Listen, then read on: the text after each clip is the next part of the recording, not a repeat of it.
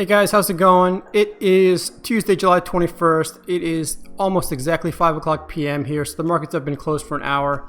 And another mixed day in the market, right? Almost half red, half green. Big tech today was red, which was kind of expected. You knew there was going to be a little bit of profit taking after the big green day tomorrow, but not red by much. I mean, Amazon was down 1.8, Facebook down 1.5, Google down a little bit, Microsoft, Apple also down a little bit over 1. Semis were also down today, which I took advantage of. Look at AMD, down 0.8%. There were times during the middle of the day where it was down a little bit over 1%, like 1.2%, which would have been the ideal time for me to open up a cash secured put. But I thought it was going to go down even more, so I held off, which kind of ended up biting me a little bit. So I left a little bit of money on the table, but I'll get into my play that I opened up on AMD in a minute or two.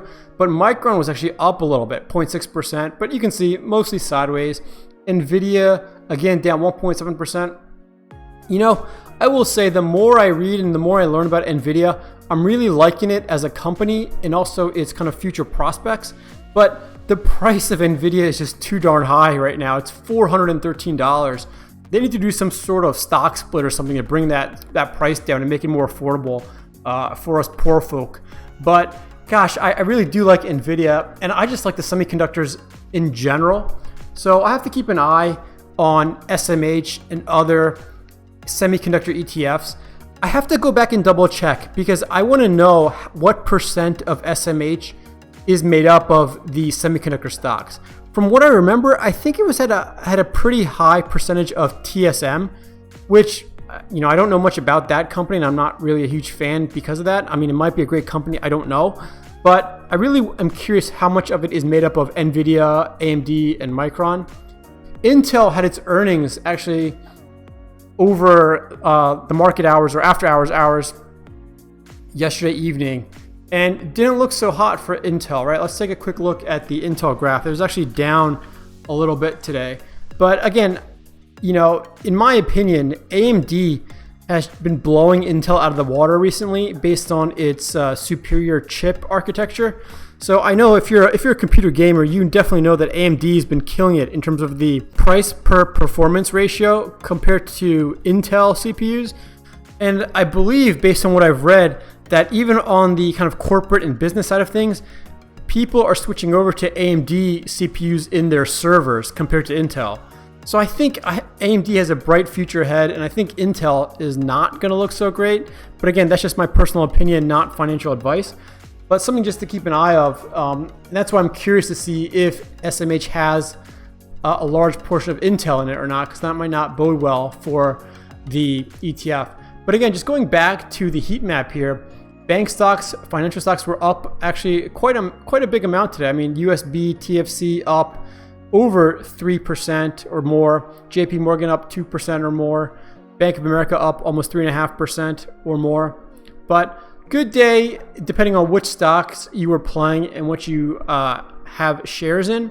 Well, let's take a look at AMD. So I did end up opening 2 cash secured puts on AMD, and I waited until around 3 o'clock during power hour. I waited until this time period here between about 3:15 and 3:40, and I actually got in on cash secured puts on AMD at the $51 strike price. But I did something that I haven't tried yet, and I did this because one, I want to experiment with it, but also because I think it's going to work out in my favor. But going back to my earlier comment, I would have been perfect if I had bought into AMD right around noontime, because that's when it dipped the lowest for the day. So again, I would have collected the most amount of premium, but I didn't miss out on too much by waiting until power hour.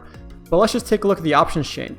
So when I say I did something I didn't do before, what I did was I sold a cash secured put on AMD, but instead of selling a weekly, meaning instead of selling an option that expires this Friday, I sold it for next Friday. So I actually sold it for July 31st. And right now you might be thinking, oh, well, that's not really that crazy, right? The reason why it's something I haven't done before is not only is it over a week out, but AMD's earnings are on next Tuesday, July 28th. So this option is going to run through earnings. And I did that for one reason, and I did that mostly for another reason. So the main reason I did that is because if I were to sell an option for this coming Friday, the premiums and the return on risk wasn't that great. So if I were to sell it at the $51 strike, if you look for this Friday, right now it's only $6 in premium. So basically not worth it. I mean, if I were to do a return on risk calculation, $6 divided by $5,100 in collateral, that is, I mean, just about a 0.1% return on my risk. Totally not worth it in my opinion. So what I said was, you know what? The volatility on AMD is going to be really high right now because it's the week before earnings. So let me take advantage of that. And what I'll do is I'll sell an option for the following Friday. And just by doing that, you can see, look, the premium is $61 just by going an extra week out. So $61 divided by 5,100, if you were to open this at the end of the day, your return on risk is 1.2%, right? So just by going over a week, my return on risk went from 0.1% to 1.2%. And if I were to just average that out for 2 full weeks, that would be equivalent to about 0.6% a week, even though today is Tuesday and I opened at end of Tuesday. So I really only have 3 trading days left in this week. But just for argument's sake, if I had 2 full trading weeks, that would be a 0.6% return on my risk on average. Now, I'm not sure if I'm going to hold this until expiration. And the reason being is because since AMD's earnings are on July 28th or next Tuesday, or exactly a week from now, what's going to happen is the volatility or the IV on AMD is going to be very high leading up to the earnings. And high volatility or high IV is going to just increase option premiums for that stock. So AMD's premiums are higher than they usually are going to be just because its volatility is higher because it has earnings coming up. However, the day after earnings happens, even if AMD trades exactly sideways, doesn't move up or down a penny, the day after earnings, the premiums on these options are going to go down because the volatility is going to go down. So we are no longer have this pre-earnings kind of fear or anxiety or volatility. So what's going to happen is that you're going to hopefully immediately have a drop in the option premium values from the day before earnings or the day of earnings to the day after earnings. So my thought process is, and that's called IV crush or implied volatility crush. So my thought process is, let me open up this position. Let me open up these cash secured puts. Let me ride theta decay until expiration. So I'm going to ride time decay for the next 2 weeks, for the next 1 week. And then maybe the morning after earnings, if I'm concerned that my strike will get tested, I will immediately close out my positions and I should be able to collect a decent amount of profit. So that's why I said this is an experiment. I'm going to see how it works out. But let's say AMD drops after earnings. It's currently trading at $57. Let's say AMD drops to like $53. Well, I could then at that point make a decision of, do I want to close out my positions or do I want to let it ride and try to get max profit by next Friday? But I think, and I'm fairly certain that I should be able to lock in at least some profit in a week because not only of time decay, but also because of IV crush from the implied volatility dropping from the day of earnings to the day after earnings. So that's my thought process. That's my plan. And I think, in my opinion, that's how I want to play earnings going forward if this does work out in my favor. So I showed you that this put currently at the end of the day, the 51 strike put is trading at $61. I was able to lock in a position in Power Hour at a premium of $65. And again, I'm posting these screenshots in my Discord server. So feel free to use the link below. It should be scrolling at the bottom of this video. At this time, it's going to be kind of a free trial period. So this server is going to be open for about a month, just for people to come in, check it out, see if they like it or not. And then we'll decide where we want to go from there. There are already about 60 people or so in the server. Looks like new people trickling every day. So feel free to drop by, check it out, leave some feedback, what you like and what you don't like.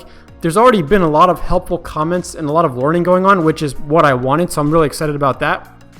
But yeah, so I actually ended up selling 2 cash secured puts at the 51 strike on AMD that are expiring July 31st, and I collected $65 in premium each. So $65 divided by 5,100, that's going to leave me with a return on risk of about 1.3%, a little under 1.3%. So if I can let these ride till max profit, I mean 1.3% over 2 weeks would be an average of 0.6% over each week. So again, not too shabby. So just to recap, right now I do have a put open on IWM as well. That was at the $140 strike price. And IWM did what was favorable to me in that it opened up green and then traded sideways. So not only did it move further away from my strike price, but then it traded sideways so that I collected time premium, or just time decay, also known as theta decay, for the whole trading day. So if we just want to take a quick look, I sold that put at the $104 strike price. So at that time, I collected $54 in premium. So let's see where it's trading at today. So the $104 strike price, all the way down here, is trading for $24. So I'm already, looks like almost 50% profitable, right? 54 minus 24 is $30. So I've already made $30 profit out of a max $54. I've already made 56% profit right now. Now, if you follow the Tasty Trade videos, they would recommend closing this position out at roughly 50% profit and then freeing up that capital to make another trade. I personally am just going to let this ride to expiration, just collect max profit. I don't want to tinker with it here and there. And also keep in mind that depending on which broker you use, the more transactions you make, the more fees you're going to rack up as well in terms of opening and closing positions. So just something to keep in mind. So I like to let things ride till max profit. I only sell weekly, so it's not like I'm selling long date expiration options. So that's just my strategy. That's the way I like to do things. And it also helps me sleep better at night just because it's what I'm comfortable with. But so I think I made a good play today. I think I made a good play yesterday as well. So far, the week is looking good for me, knock on wood. Let's just take a quick look at the AMD graph here. So AMD closed the day at around $57 and my put was at $51. So it's basically at the support level of this Fibonacci, which is going to be the 61.8% Fibonacci level. So in order for my strike to get tested, AMD would have to basically blow through the 78.6% Fibonacci level and the 61.8% Fibonacci level for me to get assigned shares, which I think is going to be difficult to do even post earnings. So I'm feeling really good about my premiums and about my AMD options for now. We'll see what happens come earnings into the rest of the week. But I will say AMD has really been taking off lately. I mean, it took off all day today for the most part and all day yesterday. I mean, we're back near this top of my unofficial resistance level at about $58. I mean, we're trading at 57. So I'm going to expect either maybe a little bit more green tomorrow and then a pullback for the rest of the week, or maybe we'll start pulling back tomorrow as well. Have to keep an eye on AMD. But also taking a look at IWM here, kind of just traded sideways as well. I'm just going to extend this Fibonacci graph out. But traded sideways, still trading in this blue Fibonacci zone. But again, my 140 Fibonacci strike, or my 140 strike put, I should say, is below the 61.8% Fibonacci level here. So again, it's going to take a lot for it to break through this support level, in my opinion, if you believe in Fibonacci retracements. But that's why I'm feeling confident right now on my puts that I have opened up on the past 2 days. I still have just a little bit of fire to play with. So I was eyeing space. I know one of my viewers in particular is going to be excited about this, but space was up at some points during the day, up 12%, which was crazy. We'll see if space opens or closes in the red tomorrow. Maybe I'll tinker around with a space option or two, but I'll have to double check how much capital I have left because space is trading higher than it usually has been. Usually likes to trade in the teens, but space really took off the past couple of days. Now it's trading around the low to mid 20s. So I have to see if I have any bit of gunpowder left for me to open up a position on space. But yeah, that was my trading day for today. That was my trading day for the rest of the week. Like I said, as always, remember to like and subscribe. If you have any questions or comments, leave them below. Make sure you turn on notifications so you stay up to date with any updates on the Discord server or any time I post my video. But yeah, make sure you check out the Discord link. It should be scrolling at the bottom of this video. I'll also paste it in the description of this video. And as always, happy trading.